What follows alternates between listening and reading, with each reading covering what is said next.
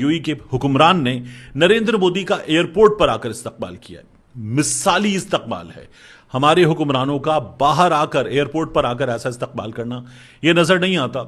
और जिस अंदाज से यूएई की लीडरशिप ने उनको रिसीव किया, दैट टेल्स भारत के हुक्मरान का वहां जो इस्तकबाल हुआ, उस इस्तकबाल के साथ साथ हमारे सामने खबरें क्या आ रही हैं। रॉयटर्स हमें यह बता रहा है कि एलपीजी के सिलसिले में एक बड़ा मुआहिदा होने जा रहा है। फिर उसके बाद एनर्जी के दीगर मसाइल के सिलसिले में मुआहिदा होने जा रहा है। डिफेंस पैक्ट होने जा रहा है और साइन कर दिए गए हैं। $5 बिलियन इन्वेस्ट करेंगे इन इंडिया। $5 बिलियन एक बहुत बड़ी इन्वेस्टमेंट है जो की जाएगी और ये दोनों कंट्रीज मिलकर डिफेंस पर भी बात करेंगी। 15,000 के करीब यूएई ने जो पाकिस्तानी है उनको डिपोर्ट कर दिया। उनको कोई 24 से 48 घंटे का नोटिस दिया जाता है, कोई रीजन जो कुछ भी दे दिया जाता है कि आपके पेपर्स में इशू है जी, फलान डॉक्यूमेंट आपका पूरा नहीं है। हर कंट्री के साथ नाराजगी ले लेंगे, जिसमें कि इस वक्त यूएई भी है। यूएई भी इस वक्त पाकिस्तान से ज्यादा खुश दिखाई नहीं दे रहा है और जाहिर है उसका रीजन जो है वो ईरान की वॉर को लेकर ही है। तो यूएई जो है वो अपने कुछ बड़े फैसले करके कुछ चीजें तय कर रहा है कि उसे क्या करना है, क्या नहीं करना।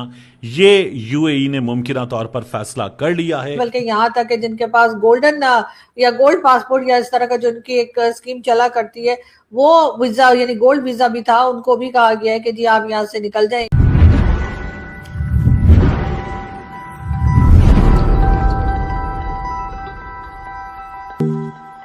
यूएई के हुक्मरान ने नरेंद्र मोदी का एयरपोर्ट पर आकर इस्तकबाल किया है। मिसाली इस्तकबाल है।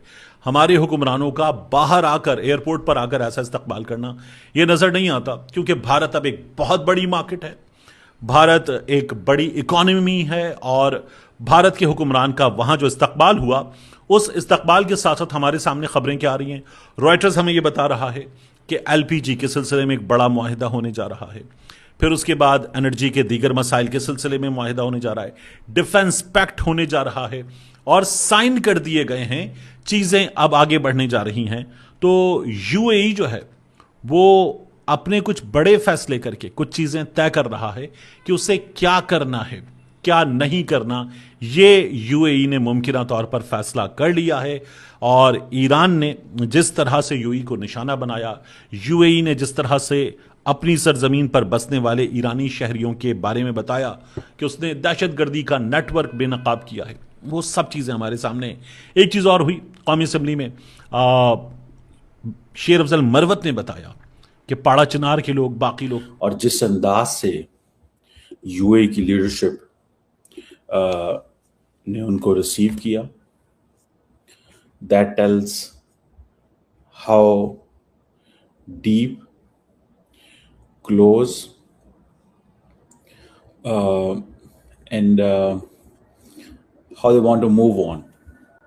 मुस्तकबिल किस तरह का देखना चाहते हैं आप, ये आप देखें। अगर इस विजिट में बड़ी इंपॉर्टेंट बातें हुई हैं, which normally may not be someone thinking that this Saudi strategic defense partnership between UAE and India, strategic petroleum reserves के हवाले से agreements हुए हैं, LPG supplies के हवाले से, ship repair के हवाले से, अमारातीज इंडिया के अंदर $5 बिलियन डिफेंस इन्वेस्ट करेंगे, $5 बिलियन इन्वेस्ट करेंगे इन इंडिया। समझ रहे हैं बात को। और सबसे बढ़ के बात ये मैं आपको बता रहा हूँ, मटीरियल मतलब एनर्जी सिक्योरिटी। इंडिया का प्राइमरी मकसद क्या है? Energy security. इंडिया अपने जो स्ट्रेटेजिक पेट्रोलियम रिजर्व्स हैं, स्ट्रेटेजिक पेट्रोलियम रिजर्व्स को इन्हांस करना चाहता है। ये इंडिया का one of the primary objective है। और अभी फॉर एग्जांपल कल उन्होंने ₹3 अपनी पेट्रोल की कीमतें बढ़ाई हैं। Obviously the reason behind is कि ये अगर कीमतें जो हैं वो बढ़ाते हैं हम, तो ऑब्वियसली महंगाई बढ़ेगी, दिस दैट, ये सारा कुछ वो होगा वहाँ पे। So that gives a lot of attention कि in fact in which direction things will move on. मुझे ज़ाती तौर पे ये लगता है।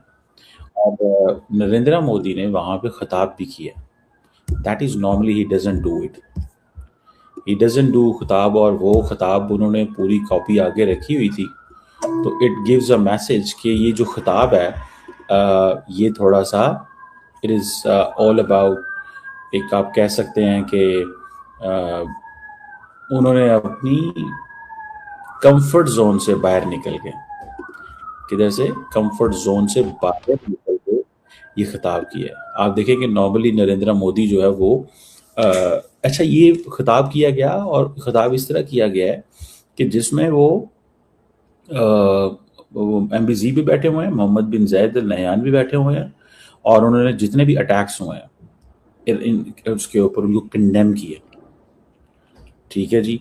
और साथ में वो अपनी भी वो कहते हैं वो जी आपने हमारी डायस्पोरा का बहुत ख्याल रखा, आपका बहुत शुक्रिया, you are very great, you are this, you are that, ठीक है, आपने हमारे लोगों का ख्याल रखा। तो बेसिकली वो अपने डायस्पोरा को भी विन कर लेते हैं। सबसे पहले जो चीज सामने आई वो यही कि इजराइल के साथ तो खैर रिश्ते हैं यूएई के, और इसमें कोई ढकी छुपी बात नहीं है, लेकिन अब भारत की तरफ से भी जो कुछ कहा जा रहा था कि जी यूएई के साथ भी काम करेंगे, इजराइल के साथ भी रिलेशंस हैं, तो बिल्कुल अब एक बार फिर जो है वो नरेंद्र मोदी जी यूएई पहुंचे हैं, और जिन चीजों के ऊपर काम करने का कहा जा रहा है, $5 बिलियन एक बहुत बड़ी इन्वेस्टमेंट है जो की जाएगी, और ये दोनों कंट्रीज मिलकर डिफेंस पर भी बात करेंगी या काम करेंगी, और उसके साथ साथ सप्लाई चेन पर बात होगी। ट्रेड, जाहिर है कि ट्रेड के बगैर कुछ नहीं चलता, और यही बात यहाँ पर पाकिस्तानियों को समझ नहीं आती कि आपने ट्रेड के ऊपर ज्यादा फोकस करना चाहिए, जो कि हम करते हुए दिखाई नहीं देते,